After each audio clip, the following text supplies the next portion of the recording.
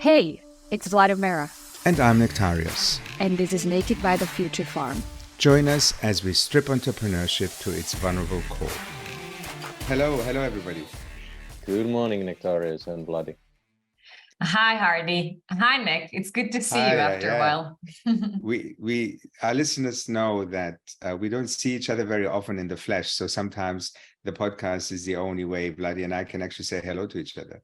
But this time we're very excited because we've got Hardi on the call, got Hardi in the room, who maybe let's just start doing the usual thing that we do. Hardi, where in the world are you right now? Nice to be here, first of all. Thank you guys for asking me. Oh, now happened something that's... We got you back. Yeah, so good. Sometimes happens. Yeah, at the moment I'm in Estonia. I'm originally from Estonia, but because of my business, I go to Portugal. So I'm on and off in Estonia and in Portugal. And are you both of them really exciting destinations? Are you in the city or are you in the countryside? I'm in the city. I'm in Tallinn, capital of Estonia. So being here together with my family at the moment. Lovely. Vladi, you look like you're at home. I am. Well, the question is, which home are you asking me about? But yeah, I'm in my Slovak home. So we're enjoying the summer in Bratislava. So all good. Energy is good. Very excited about the conversation today because Hardi is bringing the topic that you guys know I also somehow I am deeply curious about, even though sort of stepping still at the edges of the topic of psychedelics and how we can sort of flirt a little bit maybe and find it useful for our personal growth. But yeah, so plenty of questions and excited about this. So welcome, Hardi. And Nick, this is, sorry there. Nick, you have this beautiful background, which I think is a new one, given the instructions of our production team. I'm still in London. I'm at the other side of the table that I usually sit at. But we have this new production company that encourages us to focus more on the video. So from this episode onwards, actually, we will be publishing in audio and video, and therefore I need to make my background look a little bit more pretty, apparently. And it is pretty. Awesome, thank you. Well, it's wonderful to have you join us, Hardi. We started talking because you posted something on LinkedIn that really triggered my attention, and it was very much, the first thought was, how come I don't know about this person? Because we feel that we usually have a bit of a grip about people who talk about their mental health journey quite openly. And then when I started digging, I realized that you've actually spoken about your own history before. So I got super excited, got in touch, and that's why we're here. So maybe we start off by you just telling us a little bit about yourself, about your journey in this wonderful world of entrepreneurship. Yes, of course. My journey being entrepreneur started when I was very young. I established my first company when I was 19 years old, one construction company. I had about 40 employees working there. After the high school, I went to university to study economics. But it was so dry thing for me. And meanwhile, when I was studying it, I thought that, okay, the real things are going on in the real life. So I established my first construction company. And for you to know, guys, I didn't know a thing how to build houses or anything about construction business.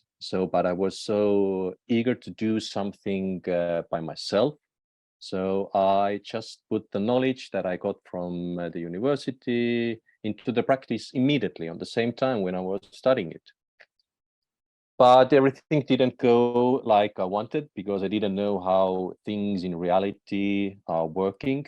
So after about 2.5 years, I got my first bankruptcy. But it was also related to this worldwide economic crisis that was going on in 2008 around the world. But I got the taste what it means to be an entrepreneur, to be the boss of your own time, to decide what are you doing, with whom you are doing, how you are doing, when you are doing. And I, of course, again, decided to do something else, and I established my second company. Again, about 2 years passed, and I decided that's not for me, and I established my third company, and my fourth company, and my fifth company, and my sixth company. And the same pattern continued after every 2 years. What it meant, I understood about 17 years later. And now I have my 10th company. And in this 10th company, I understood like where this pattern came for me, why I was changing my direction, where I was going after every 2 years. But before understanding it, like Nektarios, you said that you saw my LinkedIn post about my burnout, and you wanted to know a bit more about me, what kind of guy this Hardi is from Estonia. So yeah, in 2015/16, I got my first huge burnout, mentally and physically, because I was all the time focusing on business and building something. And then after 2 years, I faced again some troubles, some obstacles, and I ran away and I made a new business. But guys, like having 2 little kids, I have 2 sons. Today, my older son got 15. Today is a huge day. Exactly 15 years ago, I became a father. So I'm very proud of it. I was never at home. I was all the time working, and I was working even when I was sleeping, because I was dreaming about work. I was dreaming about those obstacles that I was facing on a daytime. And when I woke up, I was even more tired than the day before going to sleep. So what happened was that my physical and mental body started to collapse. My relationship collapsed with a mother of my kids. So we broke up. My business collapsed because I was not doing it with my heart anymore. I didn't know what to do anymore. I was physically collapsing. I couldn't walk anymore. On that time, I liked to run a lot in the morning, like having your morning jog. But in one moment, I found myself in the middle of the forest where I was running like every morning, and the pain in my pelvis was so hard. It felt like someone is like your body was telling you. Oh yeah, it was collapsing. Yeah. It was breaking down. And Hardi, yes? Hardi, if you don't mind, maybe it would be useful for us and for all our listeners to put it a little bit into a timeline. So, because already there is so much that you have shared, and we know we've been sort of doing this naked conversations for nearly over 2 years, and both Nektarios and myself are in the journey of building our own businesses. So I think this general notion of that this is not an easy path that people sort of decide to sort of embark on in their lives. So we are aware of the struggles, but I think from what I'm hearing from you, the fact that you've been launching 5 to 6 businesses, one after another, just feels like another massive layer on the top of it. Like, can you tell us a little bit more what was happening for you around this time? And also, when did the burnout come in? Was it somewhere on the journey of swapping or changing those businesses, or was it after a while? So what's the sort of timeline there, or what was happening for you? So I established my first company in 2006, second one in 2008, and so it went. And culmination came in 2015/16. What was going on that time, or why the culmination came after every 2 years, and why I had this major burnout in 2015?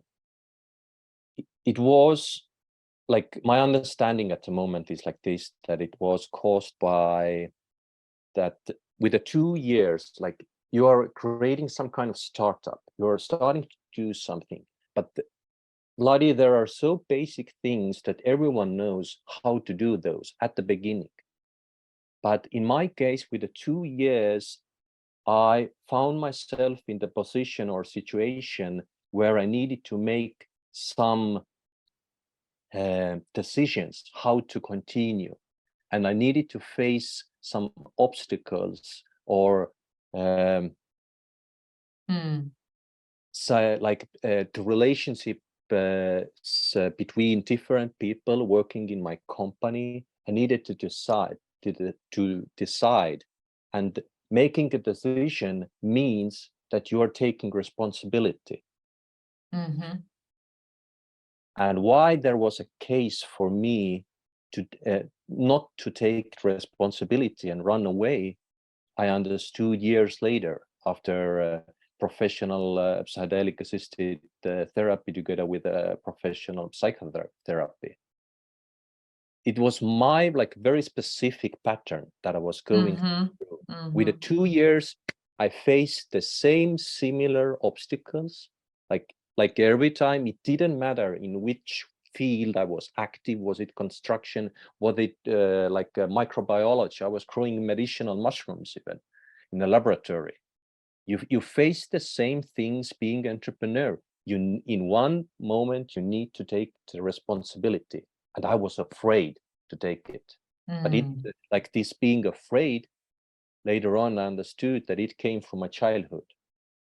And we'll get there for sure.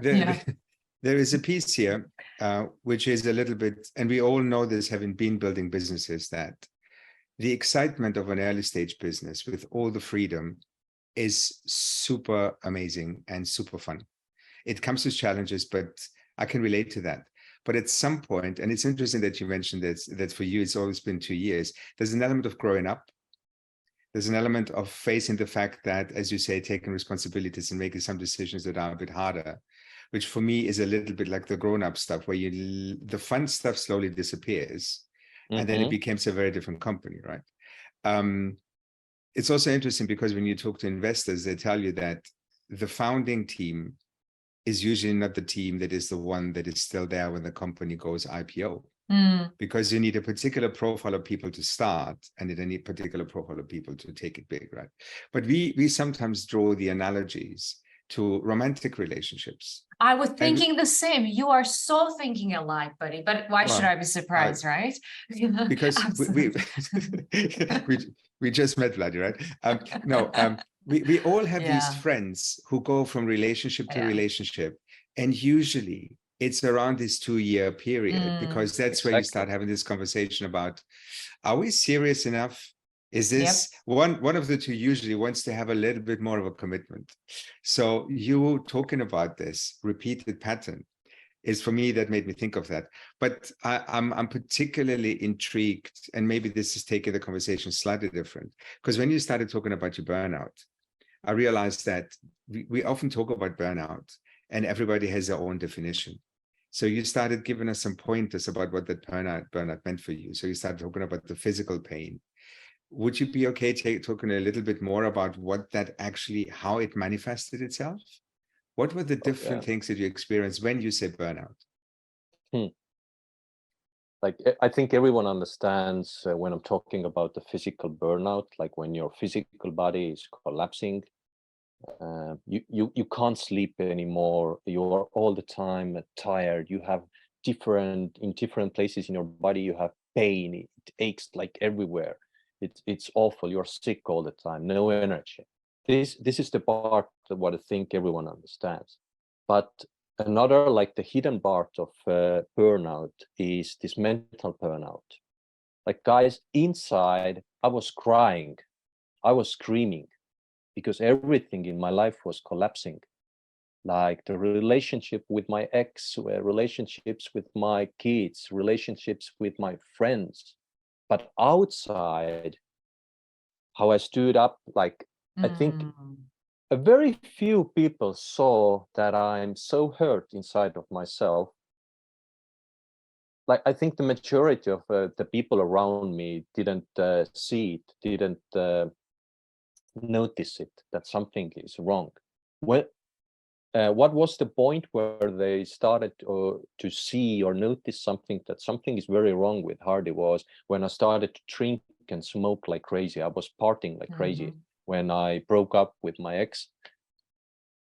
It was so hard, but it was my solution, or this is it was my reaction for this pain that I was carrying inside of myself. Like I wanted to be numb.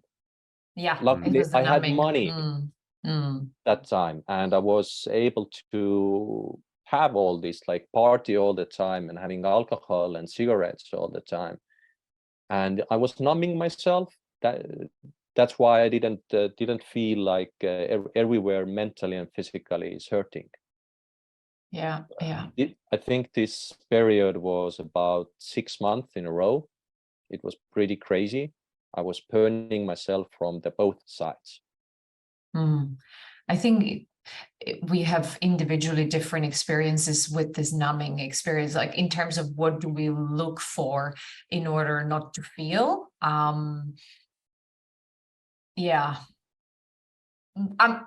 Before we go into how you met your mentor and coach, because I know we know that was really transformational on your personal journey. If we stay for a little bit in this experience, the bit I'm curious about, Hardi, is whilst you were in this state of self, in the state of being, on the journey and in the burnout later on, what was your relationship to your team?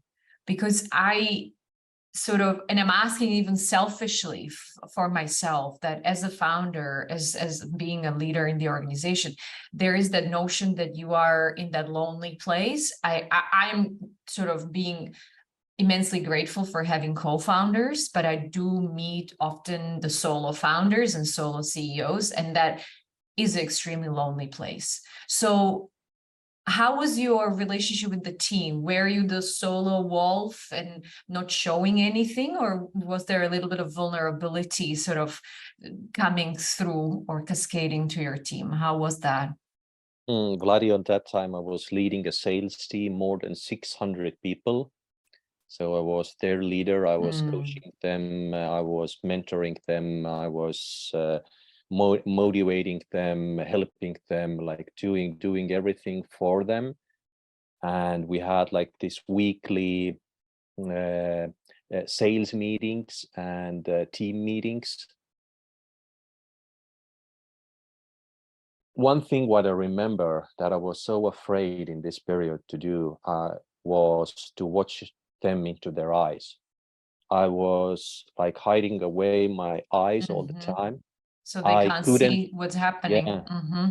Because like if you watch into others' eyes, once wise man said that you can see the spirit of this person, like where in which place this person is at the moment. And I was inside, I was crying all the time. It was so hard for me. That's why I was like hiding my eyes or like looking somewhere else, like I was running away from it. And as I was burning myself all the time, then I didn't want to meet with my team anymore.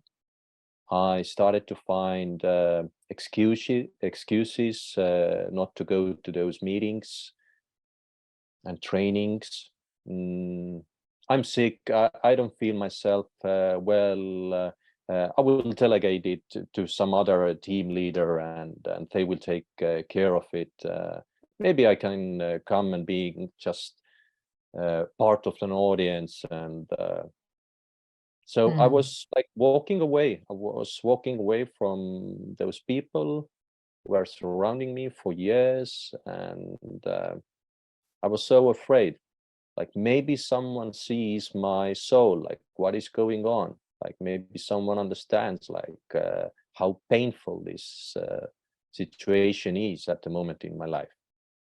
Like everything was crashing, to be truly honest.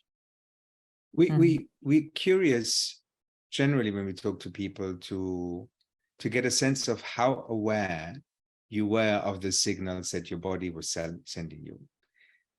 So when you hit the burnout, it was obvious, right? It all came together. But even in that period where you were avoiding people, was there something there that where you felt, where you actually knew that this is what was happening? Or was the numbing so strong that where were you in the spectrum? The numbing was also very strong.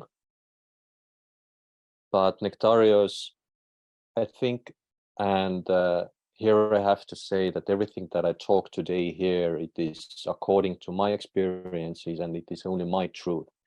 I'm not presenting some kind of ultimate truth, or this is how things are.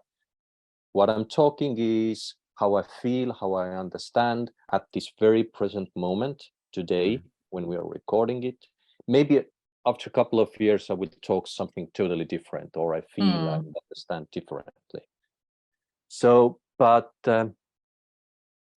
Nektarios, I think everyone knows when something is wrong with them and what they are doing. The question mainly is, are they willing to come out from this position where they are, or they want to be hurt? Like, if you're logically thinking that being hurt, it is something that people will not enjoy, but in some cases people are enjoying it a lot, being hurt and getting this I don't remember the English word, like when everyone are looking, oh, you are so hurt, and Sympathy. Yeah, exactly. Pity, yeah. Yeah, and they are looking for it, and in one moment they are starting to like being hurt and being depressed all the time, because then they get this attention of others for themselves, and others are coming to there and saying that, oh, you have so hard times, don't worry, everything will pass, and oh, you are so dear one. But this is also a part of ego games, what we are playing, and a lot of people are playing these kind of games. Especially I was playing it.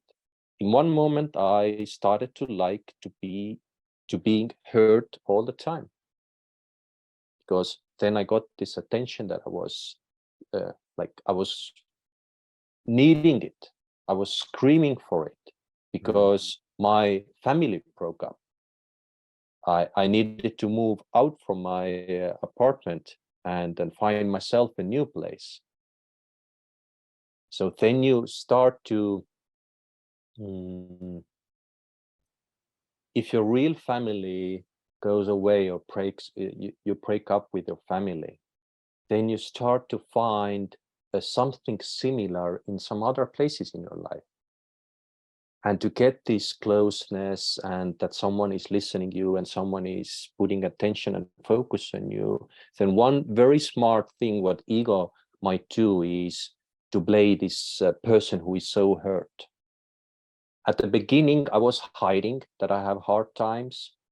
And after some time, I was showing for everyone that I have hard times. I am allowed to be like, to act like an idiot, to drink all the time, to smoke all the time.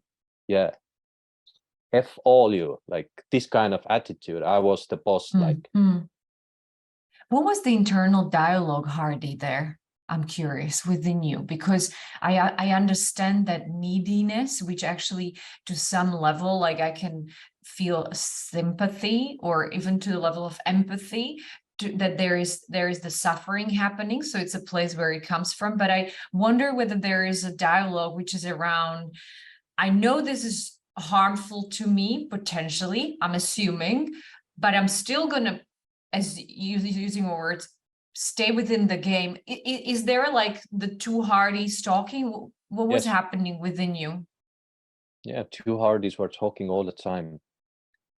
One Hardi was telling to me that you should be in this position, situation. And another one was screaming and crying inside. And why it was screaming and crying was because this Hardy didn't see the solution for this situation where I was. Like, I understood, like we all understand when we are burning ourselves deeply, like you understand it. This is the feeling. You know what you are doing to yourself. But the question is, this is like this subconscious mind of you are talking to you. Stop, Hardy, stop doing this, what you're doing. You are burning, you are killing yourself. Don't do it. You know it's bad for you. And then the negotiation comes between the mind and the subconscious mind. But the mind is saying that, okay, I understand that what I'm doing to myself, but I don't have this kind of information how to come out from it. And I haven't heard that someone else, like in this kind of position where I am, are having or have had the similar things or going through the similar things. I don't know any kind of role models in my life, like with whom to compare or from whom to ask, like what did you do? Yeah. So there was all the time this kind of conversation inside of me. Yeah. There's a person in my life who used to be very, I mean, it's him, he is still very important for me, but it's complicated. And he's currently, I think it sounds like he's experiencing something very similar that you described. Being outside as an observer is also quite paralyzing, to the level that it doesn't seem like we can do anything in order to help him. So at times it feels quite hopeless. And the narrative that I've heard from him is that he's not looking for the help. It was literally using the words of, I need life to sort of give me to show me. I need to come to the complete ground, and like, which is a little bit of this self-tortures. So some of the things that you're saying, like, it rings a lot of bells. And so I guess it's just a reflection I'm sharing, that even when you are outside, we trying to sort of surround him with some tools and resources and maybe stories, but it's still, I'm not sure whether it's even lending. So it's very helpful or insightful to actually listening to your story, and maybe it's a bridge towards what happened to you after. So when you found yourself within this space of being, what were the triggers for you to take the step outside? So let's bring some hope into this.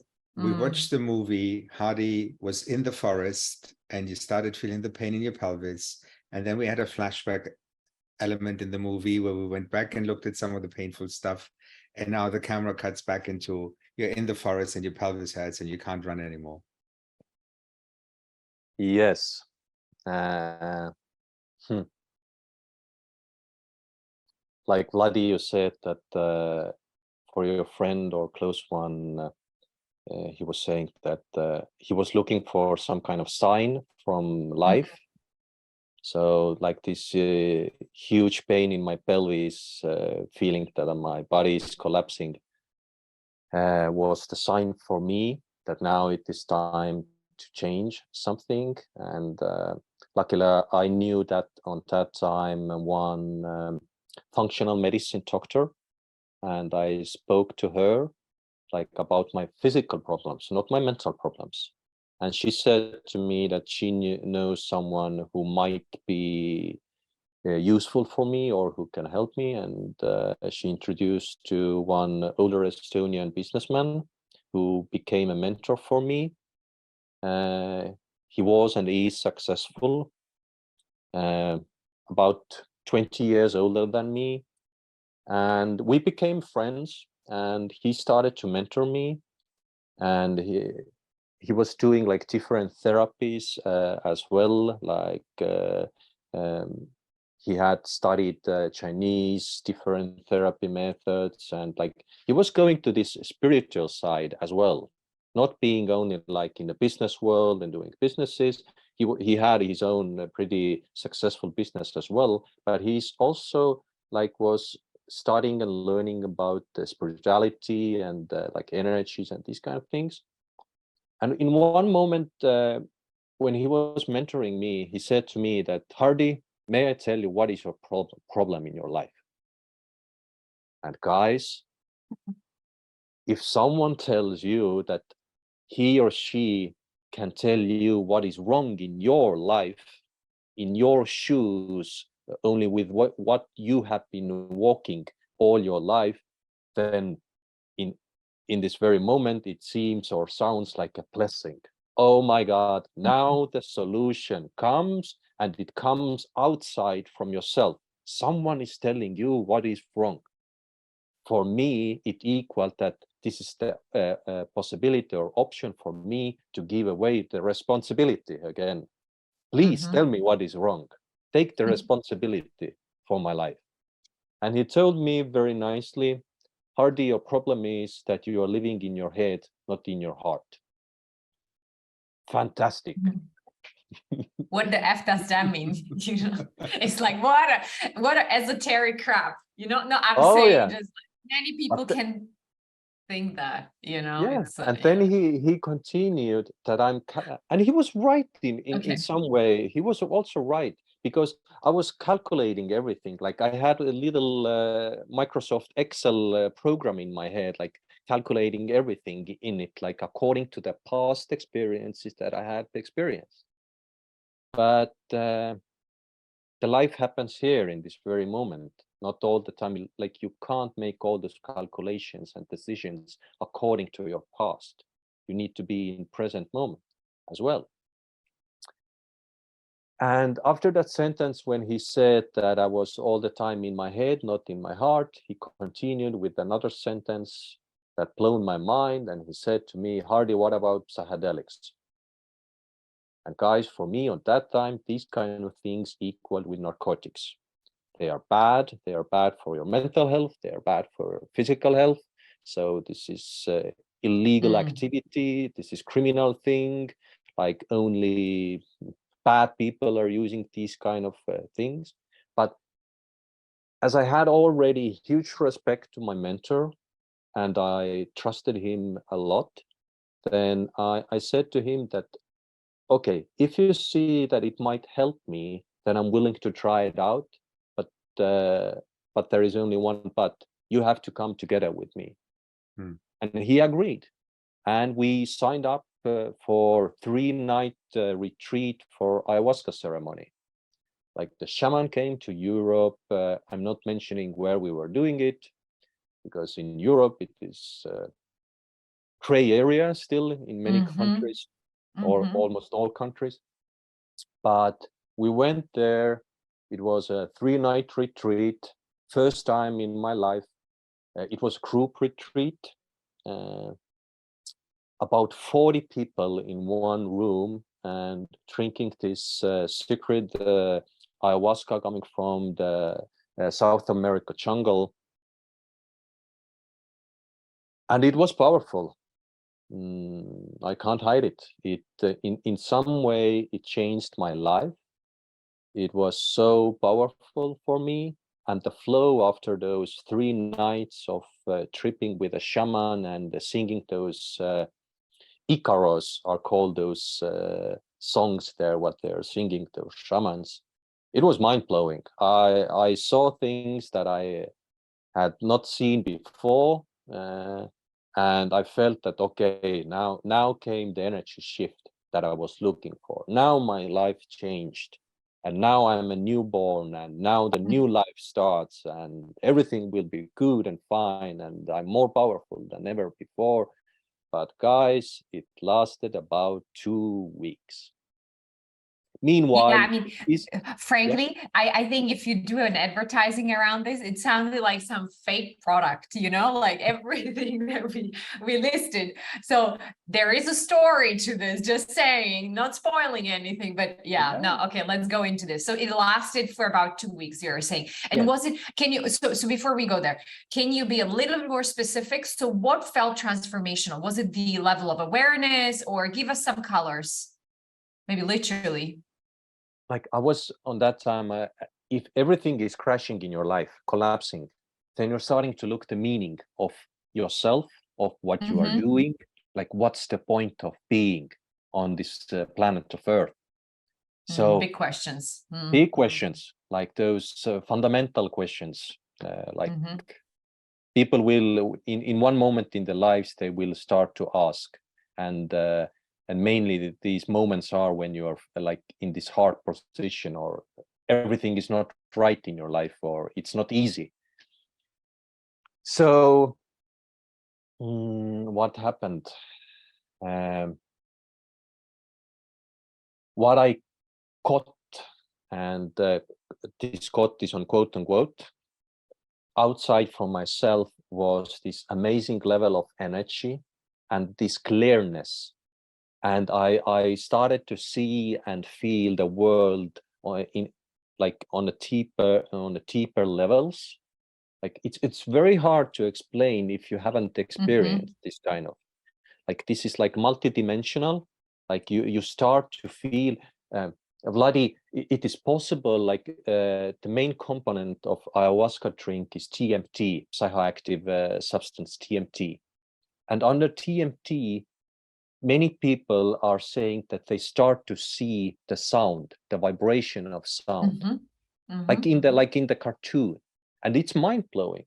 Like you start to think that there is so much hidden in this very world, what we don't see in the normal states of consciousness. And you start to see and also look for this deeper meaning of life. And experiencing first time in your life these kind of things, like this deeper meaning of life. You're seeing the sound, not hearing, but seeing, you're feeling. Like then it might seem for you that you made the shift in your life. But hey guys, it's because of the substance mainly. But the substance will go away from your blood works. So for me, this kind of amazing light feeling that I'm newborn lasted about 2 weeks. Like I thought in one moment, I even thought that I'm now enlightened. Now I'm Buddha or whatever. And I didn't care a thing what was going on in the real life. So I closed my company, said to my employees, bye-bye. I don't want to do it because it is all ego games, what you are playing here. And I'm not playing it anymore because I'm now spiritually awakened. And I got this amazing experience. And this is my new life. Wow. Oh my God. Yeah, now it's I can say that, yeah, that Great. was wow. And but it, as I said, it lasted about 2 weeks, and I dropped back to the same or even to the worse position than before. And I started to realize, okay, these kind of things don't work like this as I thought. But being a wise guy, a smart guy, young guy, I thought that the solution, the magic pill, are those amazing substances called psychedelics. And in 2017, I'm not afraid to saying it, I was tripping every week, using different substances and hoping that these substances will cure me or will give me something that I don't have. Knowledge, understanding, information, more energy, different energy, etc. But it was all the ego game that I was playing, and together with those people with whom I was playing it, they were like amplifying this feeling, because it was approached like this, that Hardi, if you didn't solve this time your problems, or the answer didn't come, then sign up for the next Friday session. Definitely the solution will come for you. And there will be like-minded people like you, also entrepreneurs. Maybe you can put your bright heads together and create something totally new that will save the world. Fantastic. Where can I sign up? Out It's of such a 50, shame, man. I'm and just this is thinking not because in we get Estonia into, or Europe, yeah. it is everywhere in the world. Like it is called spiritual narcissism, what those leaders who are like organizing these kind of group sessions are doing. This is a money-making machine. Of I think course, it's you really, can. sorry, Yeah. go ahead. No, go ahead. Go ahead. You can go and see those beautiful energies and pictures under the psychoactive substance. On that time, I really thought that this is the solution, and these amazing and very smart and intelligent substances will give me something that I'm missing. Now I can say that nobody or nothing can give you something extra that you are not having at the moment. You are having everything in your life. The question is, are you willing to see it, or you are being afraid to see what you're carrying inside of yourself? So, but this conversation will go too deep, and it will take too much time from our time. But for a conclusion, I was tripping for years, looking for answers, for my solutions. My real life were going worse and worse all the time. Okay. Like reality went. I thought that something can fix me or cure me, and I thought that these are psychedelics and those group sessions. Some things changed, but I didn't understand where the change came from. Yeah, in reality, something really changed. But guys, I have had more than 150 psychedelic sessions. 150, like a lot. So listening to you, it's really, so we sort of seem to have moved into chapter 2, right? So there's chapter 1 where you keep looking for something by starting a business. And after 2 years, you realize, I'm not getting what I think I need. Let's try again and again and again. And then you have this burnout / transformational moment where you enter the second phase. But if I were to play back to you what I'm hearing, you were just using a different environment to continue looking for something. And after 150 psychedelic sessions, you still didn't get it, right? So, but when you start talking about the industry, there's a clear recognition that this thing is flawed. So where was the moment where the second phase flipped and you got to somewhere where you realized this isn't working for me either? Because it sounds like, and I've been very quiet. I've been really fascinated by this world where you sort of immerse yourself into something because you get something out of it. It might not be what you need, but it's definitely something that you want in that moment because of this illusion, right? But the interesting points are always these inflection points. So the jog in the forest, the mentor that told you you should try this to get out of your head and into your heart. Where's the next inflection point? What twisted, turned the direction of the second phase for you? Yeah, change came when someone introduced me one-to-one concept and psychedelic-assisted therapy. It was sold for me that this is the real therapy. Like before that, all those years, I had those experiences in a group. Like so many different people came together and had some kind of substances, and someone was leading this group session, and everyone were doing something there. Nobody understood what they're doing and wanted to become enlightened or getting information, whatever. So, and then I was introduced to one-to-one concept, and then I was also introduced to the word of integration. And now things started to change. I with my mind, I started to see that something is changing in my life. And the integration is what you are doing after this psychedelic session in your normal states of consciousness in everyday life, in your business, in your relationships, in your real life. What kind of things are you changing there, those activities? This is called integration. Hardi, question. Sorry, question here. Can you guide us to a better sense of detail? So am I right imagining it that I am sort of going through this experience of, in this case, it's taking psychedelics or substance, there is some sort of a guide, let's call it a guide for the sake of the word.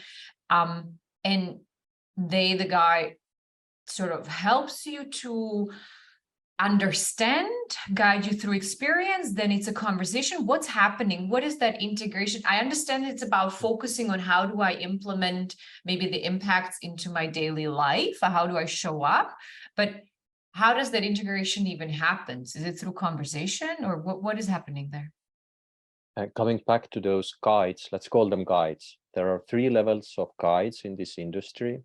First level is those people who just have had some psychedelic sessions, having had have experiences with LSD or MDMA or whatever substance, and now inviting them friends to come and join because it's so fun and it's real entertainment, and you see those beautiful pictures. This is the level first.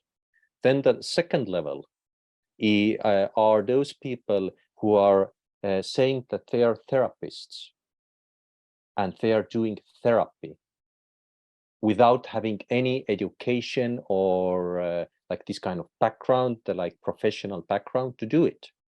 Like have not been studying psychology or psychotherapy at the university, nothing like.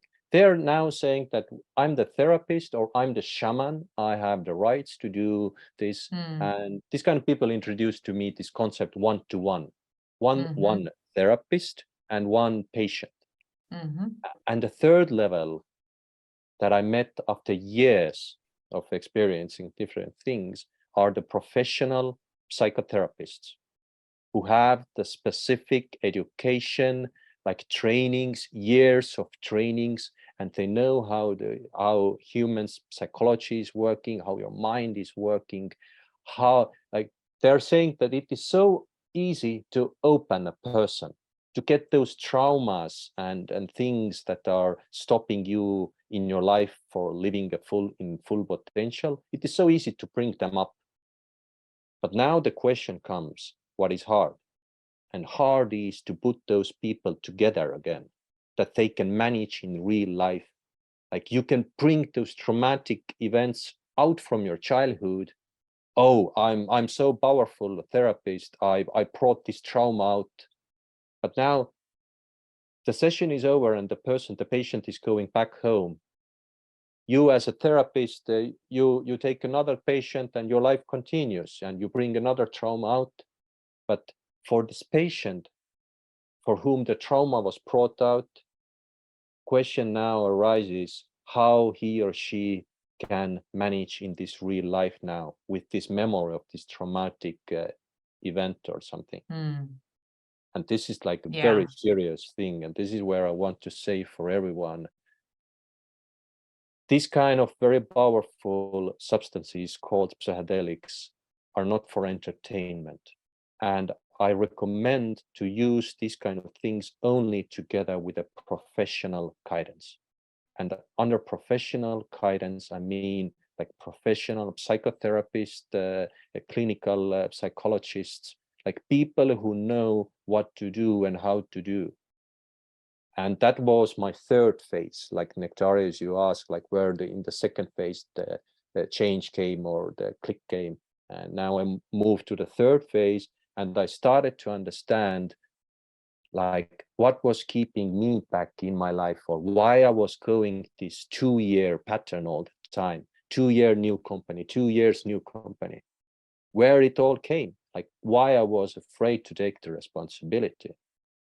Like, and it all came out for me or clear for me when there was added a professional psychotherapy in integration. Like the change or the magic happens in integration, not in a psychedelic-assisted therapy or session.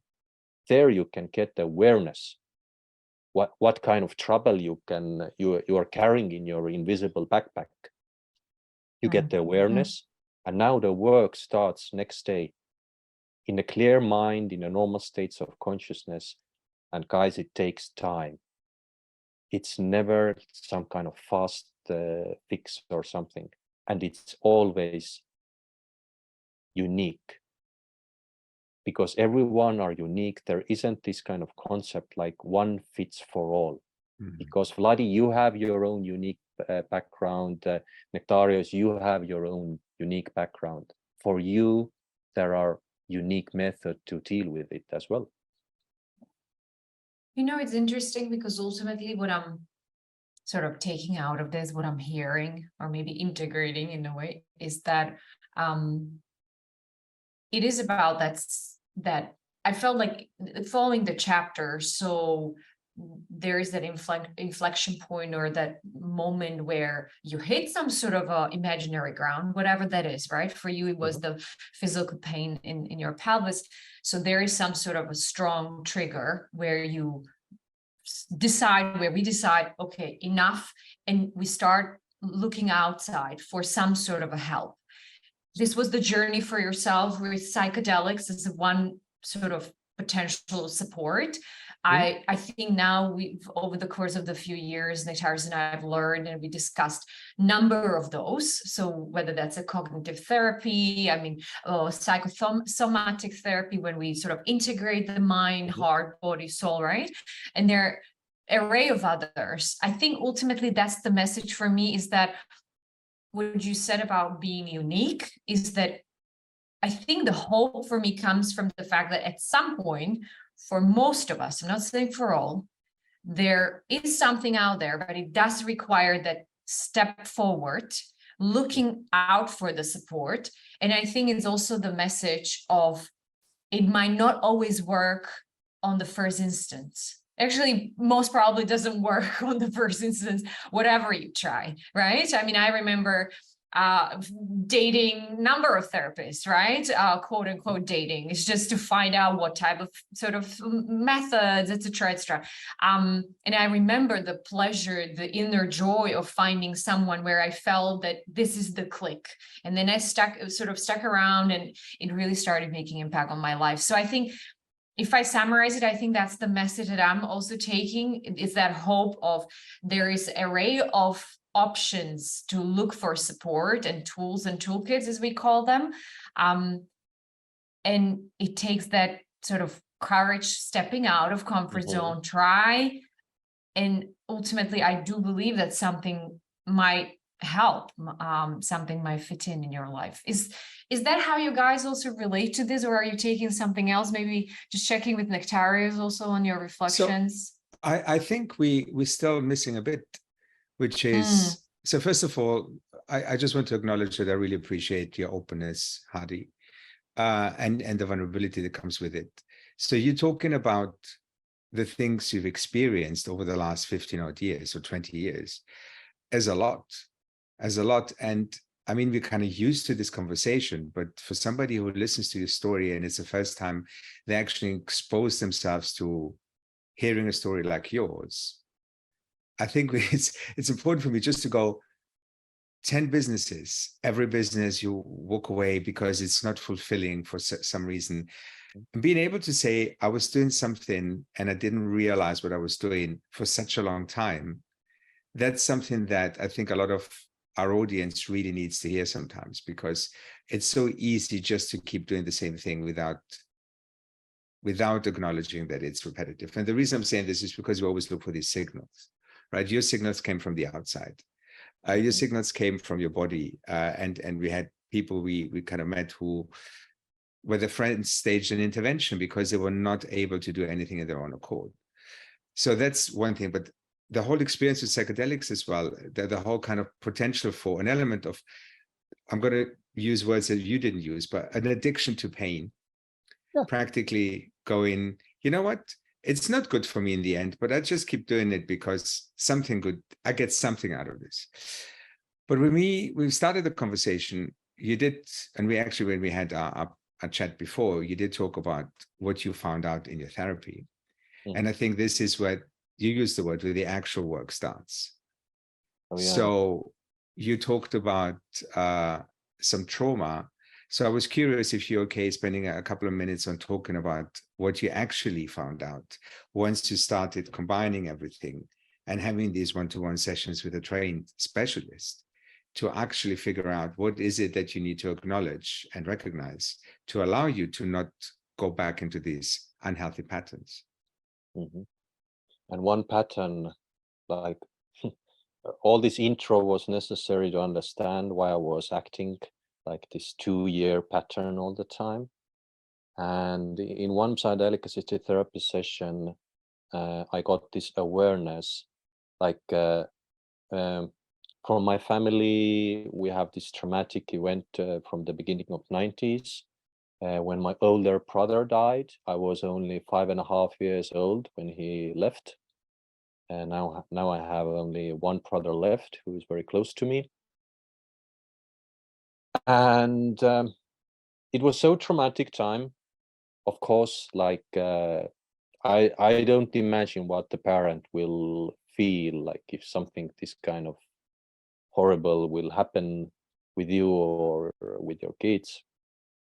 Then I remembered one thing what happened after my brother died. We had this kind of family tradition that all the relatives are coming for the Christmas time for 24th of December to our place, and we have a dinner together because our grandfather was living in the same house. So we gathered there, and my brother died just 2 days before the Christmas Eve. So the Christmas is very traumatic period still in my family. And being a 5.5 years old kid and knowing that the relatives are coming, whom I haven't seen for a year, I was so happy. I didn't understand that my brother died just 2 days ago. I was so happy. I was laughing and running away, running around the house, like little kids are doing when they're excited. And suddenly, my mother grabbed my hand like this, watched to my eyes, and said to me, "Hardi, it is not allowed to laugh and run in this house." And that, guys, changed my life. It was information for me that, Hardi, you're not allowed to feel anything in your life anymore. And I closed my emotions and feelings. For some for the listeners or viewers, it might seem like what the hell are you talking about? Like your mother grabbed your hand, like my mother grabbed my hand when I was child all the time. But it all depends in which moment and in how this kind of thing can happen. And it made some kind of neurological change in my brain, and I closed my feelings.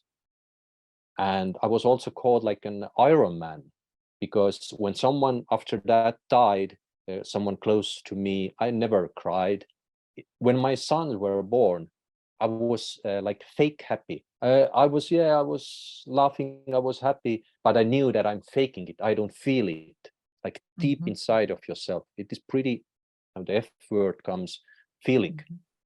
And it's pretty hard. That was one case. Like I closed my feelings. This is what I understood in psychedelic-assisted therapy, together with a therapist. Another thing that I understood, why I had this 2-year pattern and not taking the responsibility in my businesses and running away. That was because with the 2 years, you in a business, being entrepreneur, mainly like this happy joy is over now, and now you start to do like the real thing, make decisions and take responsibility, and maybe make not so favorable decisions for others. And the case came from my childhood, as I saw how my mother and father got hurt from when their oldest child died. Then I was so afraid to hurt my mother again, because I saw how she was like being hurt all the time. So I tried to please her, and I gave the responsibility to her. Please be responsible for my life. Then you can control everything, that nothing bad will happen for us. this was the mechanism behind my activity. I gave away my responsibility to please my mother, that she could control my life, that she could keep an eye on me, that nothing will happen to us. Like we were with my brother, we weren't even not allowed to go to the other kids' birthday parties because my mother was afraid that something might happen there. Like it was, it was pretty hard, and being afraid of hurting someone or not pleasing someone, I took the same pattern to my grown-up life and to my businesses. And in the business with the 2 years, you have to make decisions. You have to take the responsibility. But I was so afraid to make the decision because I led my mother to do all those decisions in my life before. I was not used to it. I was afraid. And another thing, I gave away my responsibility to my parents, that they would be pleased and satisfied and they have control over me, that will not hurt them.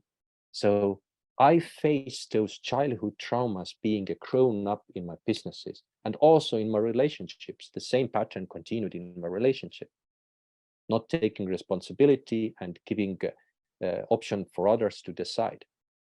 That was pretty crazy.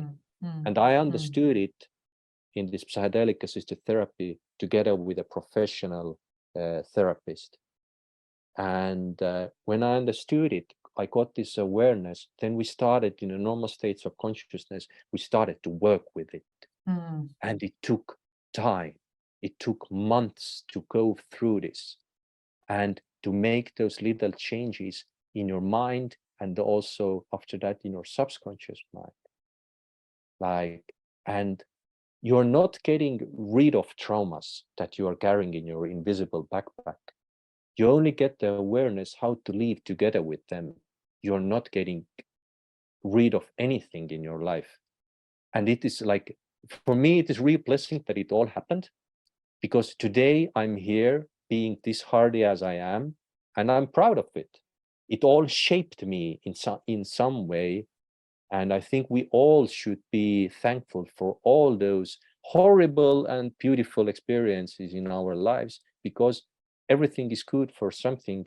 At least now, after 38 years of living here, I have this awareness, what I'm carrying in my invisible backpack, and how to live together with it, and how to like manage or control it, that it doesn't control my life, where I want to go, to this direction where I want to go. I don't know, is it understandable? I was actually thinking, first of all, thank you. And as Nektarios often said, breathe in and breathe out, because the articulation of your awareness is very beautiful.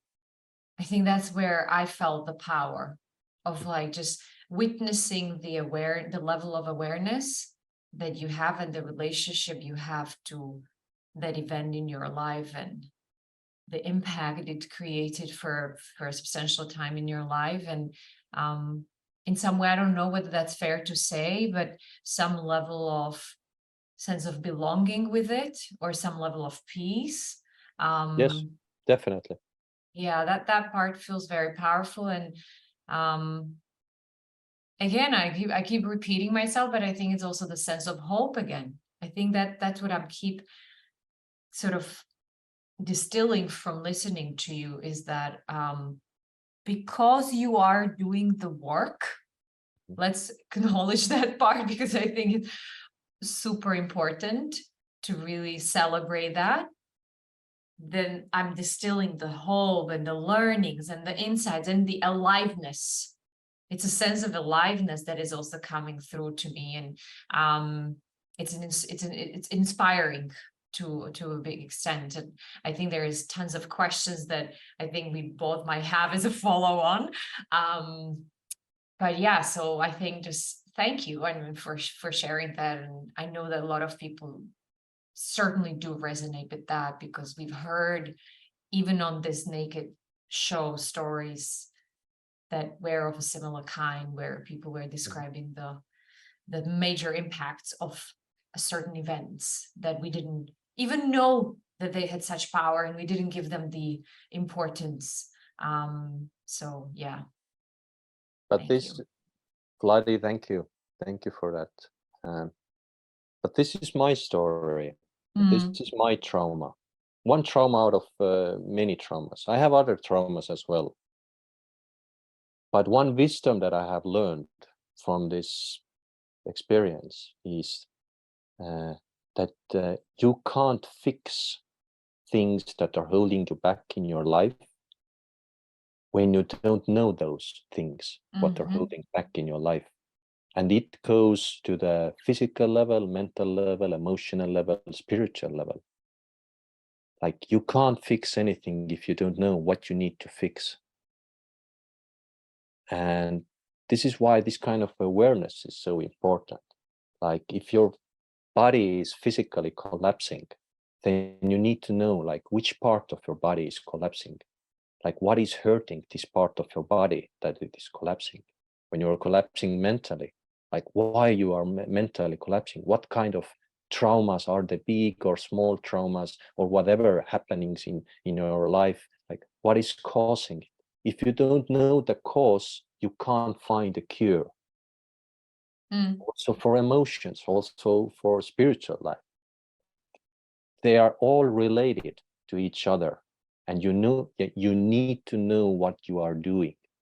And I think this is what entrepreneurs who are listening it and executives understand it. Like, you need to know what you are doing.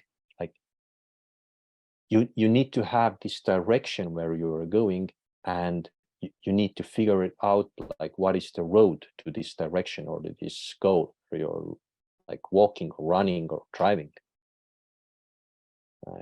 It's like, for me, this kind of therapy method helped a lot. This is a journey. I'm not saying that I'm done, I'm now cured and everything is super great in my life.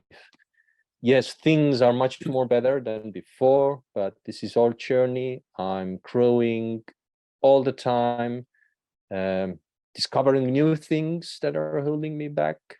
But overall, I have become much more better leader and a person and a man in my life, and I'm freely sharing my story to everyone. Maybe someone can learn from it. Thank you for this, Hardi. I think this is the best possible way to end this conversation, because you said everything that we wanted to say. To summarize, the bit that you said at the end resonates particularly with us, because our listeners who've been with us since the beginning also know when we have our episodes of just Vladi and I talk about our experiences, it's been a journey for us as well. But I really appreciate your honesty. I appreciate your ability to self-reflect. And the whole point of this is to show the vulnerability that it takes to get there. So for both of us, for Vladi and myself, thank you so much for making the time. And I have a feeling we might have another conversation in a couple of years down the line to see what happened in the next episode. Oh yeah. Thank you, Hardi. You're welcome, guys. It was my pleasure.